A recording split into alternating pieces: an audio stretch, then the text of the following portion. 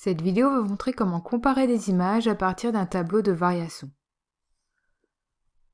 La comparaison des images dépend directement du sens de variation de la fonction. En effet, lorsque f est strictement croissante sur un intervalle, et si nous choisissons deux antécédents x1 et x2 sur cet intervalle, tel que x1 est strictement inférieur à x2, alors nous pouvons voir que les images f de x1 et f de x2 sont telles que f de x1 est inférieur à f de x2. Nous constatons alors que les antécédents et leurs images sont rangés dans le même ordre. Que se passe-t-il maintenant quand la fonction f est décroissante? Nous prenons toujours deux antécédents x1 et x2 avec x1 strictement inférieur à x2.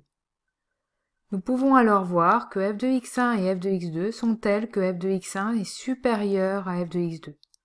Cette fois-ci, les antécédents et leurs images sont rangés dans l'ordre inverse. Voyons maintenant deux exemples. On veut comparer f de 0,8 et f de 1,5. La première chose à faire est de placer les deux antécédents et leurs images dans le tableau. Les antécédents sont ici 0,8 et 1,5. Ils appartiennent à l'intervalle 0,2. Une fois les antécédents placés, nous les comparons.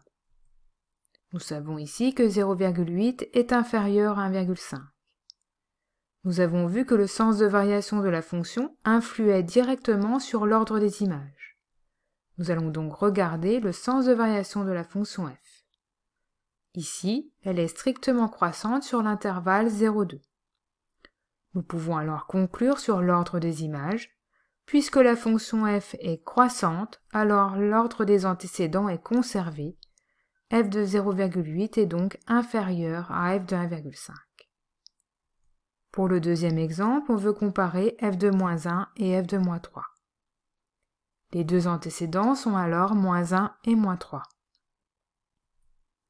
Ils sont sur l'intervalle -4, 0.